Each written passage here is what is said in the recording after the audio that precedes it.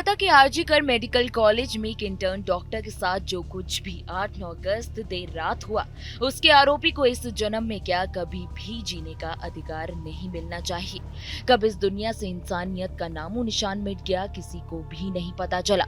12 साल बाद एक बार फिर हमें 8-9 अगस्त को एक और निर्भया मिलती है, जिसके बाद एक बार फिर सभी लोग सड़कों पर पीड़िता के इंसाफ के लिए उतर आते हैं। पूरे देश में विरोध प्रदर्शन होता है और जब पोस्टमार्टम रिपोर्ट सामने आती है तो सबकी रूह कांप जाती है। तो इस वीडियो में आज हम आपको इस केस के अब तक के अहम अपडेट्स के बारे में बताने वाले हैं। आरजीकर मेडिकल कॉलेज अस्पताल में महिला ट्रेनी डॉक्टर के साथ दुष्कर्म और हत्या मामले में कुल 7 लोगों को हिरासत में ले लिया गया है, जिसके बाद अब उनका पॉलीग्राफ टेस्ट किया जाएगा। आइए पहले जान लेते हैं कि आखिर ये 7 आरोपी कौन हैं जिनका होगा पॉलीग्राफ टेस्ट। सीबीआई के कोलकाता ऑफिस में आरोपी संजय रॉय, आरजीकर मेडिकल कॉलेज के पूर्व principal doctor Sandeep Ghosh, 4 doctor जो वारदात की रात पीड़िता के साथ थे, साथ ही एक वॉलंटियर का पॉलीग्राफ टेस्ट होने जा रहा है। सीबीआई ये जानना चाहती है कि आखिर क्या इन चारों ने किसी भी प्रकार से सबूतों के साथ छेड़छाड़ की थी या वो किसी षड्यंत्र का हिस्सा थे। पहले आइए ये जान लेते हैं कि आखिर क्या होता है पॉलीग्राफ टेस्ट। कई बार आरोपी से सच उगलवाने के लिए पुलिस पॉलीग्राफ टेस्ट करवाती है, जिसमें लाइट डिटेक्टर मशीन यानी झूठ पकड़ने वाली मशीन के जरिए झूठ पकड़ने की कोशिश की जाती है। इसमें आरोपी के जवाब के दौरान शरीर में होने वाले बदलाव के जरिए ये पता लगाया जाता है कि आखिर आरोपी सवाल का सही जवाब दे रहा है कि नहीं। इस टेस्ट में आरोपी की शारीरिक गतिविधियों को अच्छे से रिकॉर्ड किया जाता है और उसे रीड किया जाता है और उनके रिएक्शन के हिसाब से तय होता है कि जवाब सच है या गलत। आइए अब आपको ये बता देते हैं कि इस केस में पुलिस को जांच में अभी तक क्या कुछ हासिल हुआ है। 9 अगस्त की सुबह कोलकाता में कोहराम मच गया। सुबह 6 बजे जूनियर डॉक्टर की लाश मिली, तो वहीं पूरे शरीर पर जख्म के निशान थे।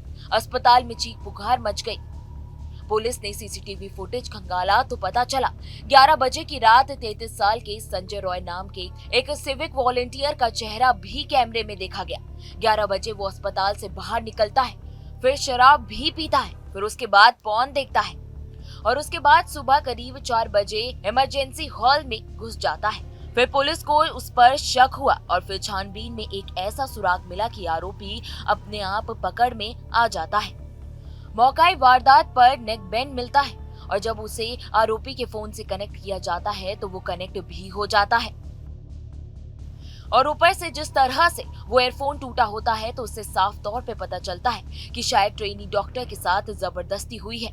पुलिस इस बात पर गौर करके हैरान हो जाती है। सुबह 4 बजे जब संजय रॉय इमरजेंसी बिल्डिंग की तरफ जा रहा था तब तो उसके गले में एक नेक बैंड ब्लूटूथ एयरफोन मौजूद था, लेकिन जब 40 मिनट बाद वो बाहर आया तो वो गायब था। अब पुलिस ने संजय रॉय के साथ साथ सीसीटीवी फुटेज से शॉर्टलिस्ट किए गए तमाम लोगों के मोबाइल फोन के साथ उस ब्लूटूथ को कनेक्ट करने की कोशिश की, तो आखिर वो संजय रॉय के फोन से कनेक्ट होता है। वहीं पुलिस की जांच की माने तो इस बात का सबूत था कि संजय रॉय दिमागी तौर पर एक विकृत किस्म का शख्स था, जिसकी इस सच्चाई के बारे में कम ही लोगों को पता था। अब पुलिस ने संजय रॉय को हिरासत में लेने के साथ साथ उसके बारे में ज्यादा से ज्यादा जानकारी जुटाने की शुरुआत कर दी है। पता चला कि वो अक्सर रात को शराब पीकर पॉर्न वीडियोस देखा करता था और अस्पताल में महिलाओं के इर्द गिर्द मंडराता रहता था। छानबीन के दौरान पुलिस को पता चला कि संजय रॉय की 4 शादियां हो चुकी हैं, लेकिन इसके बावजूद वो अकेले ही रहता था। उसका मकान अस्पताल के पास ही था।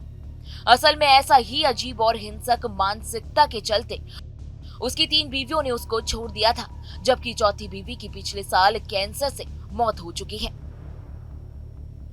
फिलहाल इस वीडियो में इतना ही। देश दुनिया के तमाम बड़ी खबरों के लिए आप हमारे साथ बने रहें और देखते रहें न्यूज नेशन।